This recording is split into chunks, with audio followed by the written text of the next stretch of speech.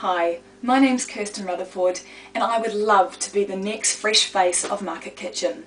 Why? Well, I'm passionate about food, but I also think food should be fun. Yeah, it should taste good without a shadow of a doubt, but it should also surprise and delight your guests as well. And what could be more surprising than serving up potted plants for dessert? Really easy to do. You're going to need some flowers, your favourite tub of ice cream, chocolate biscuits, sponge cake or any sort of cake you've got lying around the house, perhaps one you've made before, one you've bought from a store, and some gummy worms for a little bit of fun. Take a clean terracotta pot. I'd go for a new one that's washed and cleaned rather than one from the back of the garden. And get your sponge cake. Measure about 1 inch off to create the base for your potted plant. Once you've done that, cut around the bottom of your pot to create a circular shape. You should be left with something like this. Pop it in the bottom of your plant pot, and that's a nice base for your mud.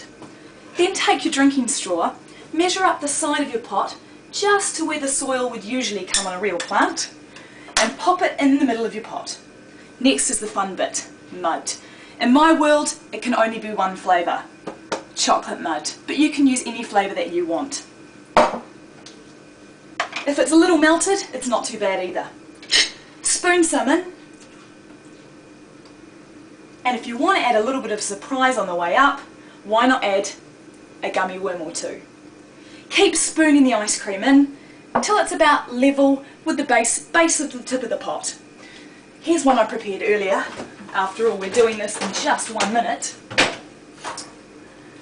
Maybe freeze it for a little bit to make sure the ice cream's slightly firm before you put your topsoil on.